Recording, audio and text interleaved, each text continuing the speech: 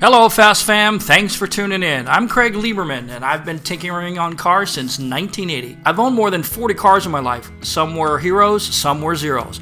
But never in my wildest dreams would I ever guess that 3 of my cars would go on to star in a motion picture franchise. My Supra, my GTR, and my Maxima all had starring roles in Universal's Fast and Furious movies. Over the next 3 years, I'd served Universal as a technical advisor. I helped choose the cars, procure the parts, oversee their builds, and support both production and post-production. I have some cool stories to tell about what it was like to build these cars and to work with the cast.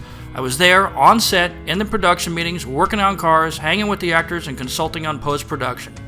So follow along as I tell the stories. Let's jump in. Hello everybody, welcome back to another episode. Dom's RX-7 is one of the most adored cars of the franchise. From the moment it made its grand entrance, audiences both on set and in theaters were thrilled by it. But did the car really live up to the hype? Let's take a closer look. As most of you know by now, the Hero 1 RX-7 was rented from a private owner by the name of Keith Emoto. Once the director and producers got a look at it, they were in love. Vin Diesel actually test drove the car at the audition and he loved it too. How could you not love this car? Although the car was already modified, the producers decided to take it a step further. The car started life as a 1993 RX-7. Keith Emoto then did the basic performance upgrades, which we typically refer to as BPU. The car was dark gray with a tan interior and featured a bevy of apex gauges, and the car also had a roll cage. The factory 13B rotary is rated for 255 horsepower stock, but this motor had been rebuilt using 3mm apex seals to make it ready for a bit more boost. After the rebuild, Keith added an Apex AVC-R boost controller and an Apex Power FC for engine management. These mods were pretty typical for that time period. Coupled with the requisite fuel system upgrades, Blitz stainless steel air filters, and a Blitz super sound blow-off valve, this was about as far as you could go on a 13B motor back then, without getting into the crazy builds that render these cars virtually useless on the street. For the exterior, Keith opted for a Veilsight Combat 2 full body kit, which, although it was fiberglass, the aero on the kit was fully functional. RE Amamiya headlights replaced the factory beds, and a Recaro seat along with the Veilsight steering wheel added the final touches to the interior.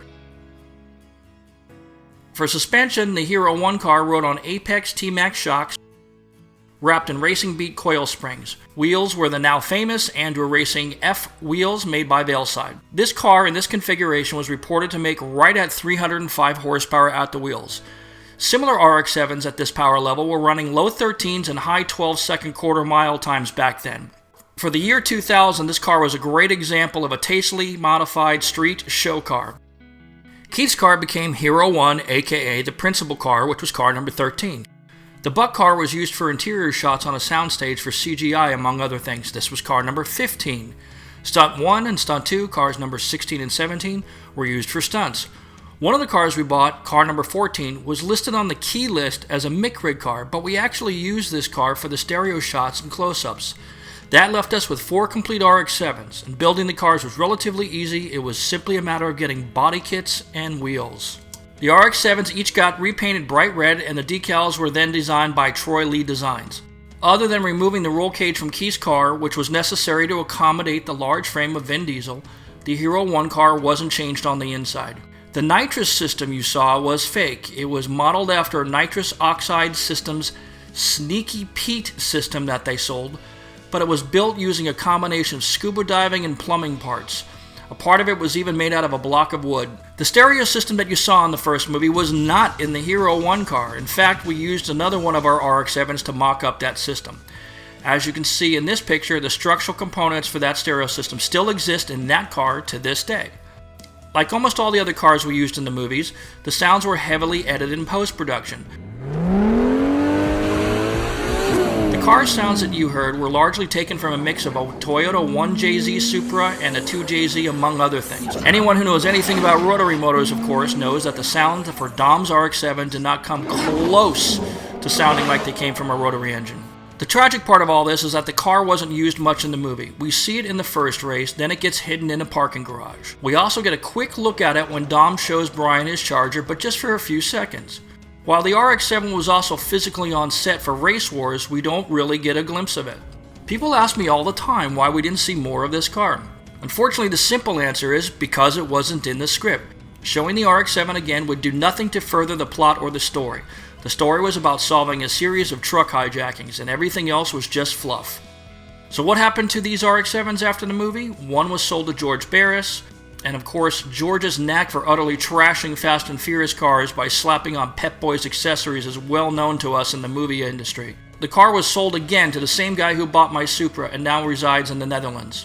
The Hero 1 car is still in storage with most of the cool parts now missing though. This car is slated to make some sort of appearance in Fast and Furious 9 if the rumors are true. The stunt version of this car, stunt car number 2, was reused for Too Fast Too Furious. The other 2 red RX-7s have been sold to private owners.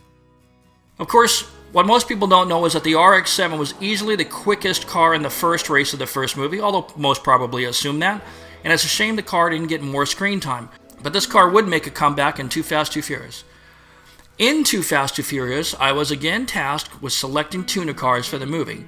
Nothing had really changed in the tuner scene since the last movie, so the RX-7 was of course high on my list of cars I wanted to have. But if you were looking to this movie to bring you hardcore JDM cars, you'd have been barking up the wrong tree. It was all I could do to get them to keep JDM brands in the movie, let alone JDM cars. Nevertheless, some of my advice was taken, other bits of it were politely overturned. For Too Fast Too Furious, we had a total of 4 RX-7s, one of which was actually an automatic. As you can see from the VIN list, we had 2 flamethrower cars. Basically, those are RX-7s that were kitted with the flamethrower apparatus. We did not end up needing more RX-7s because although the RX-7 was supposed to originally jump the bridge, a script change meant that we would never see this car fly. Obviously, we needed to make these cars look different than those in the first movie, so they would be given a makeover. The cars were first painted House of Color Ultra Orange Pearl, and the paint code for those who are interested is PBC64. The thought here about painting this car orange was that since the character was named Orange Julius, the car should be orange. Seems pretty obvious, right? I guess this is why motion picture art departments get paid the big bucks, right? Like all the cars in the movie, the art department struggled to come up with graphics that would set our movie cars apart from all the background cars we would have on set, and that was no easy job.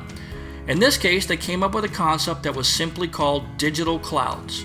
You have to remember that vinyl printing for car graphics was still relatively new back then, so there were limitations as to what could be done. For exterior mods, they were basically simple. We used Versus body kits, which are more or less modeled after RE Amamiya kits. We used a J-Spec fiberglass hood.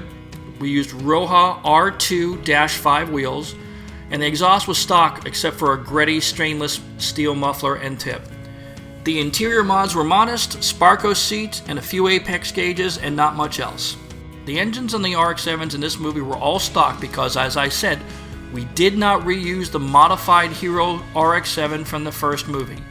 The Orange Julius RX-7 also didn't get much screen time.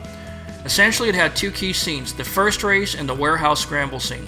As I mentioned earlier, the script originally showed this car doing the bridge jump with the other cars, but the cost and complexity of doing another jump just didn't make sense and it wasn't germane to the story. We really don't get to hear much of the car's engine, and what we can hear sounds a lot like a Honda 4-cylinder. Just like all the other cars in these movies, the sounds were heavily edited in post-production. Why do they do that? Because the sound design group are artists too. They like to put their own flair and their own spin and add something of value to the production. And since this movie wasn't really made for car people, making the car sound cool in their mind was their task. Once the warehouse scene was complete and this car drove out of frame, it was basically relegated to the scrap heap of great tuner cars and film. It never appeared again in the Fast movies, and it just basically faded away. Just as was the case with the RX-7s from the first movie, each of these RX-7s from this movie had different destinies. At least 2 have been on display at Universal theme parks, and 1 or 2 of them have wound up in car museums here in the United States. As time wears on, it gets harder and harder to track these cars, but they will live on in the film and in our memories. That's going to do it for this episode. If you want more great videos, please be sure to subscribe. Thanks for watching, everybody. I'll see you next time.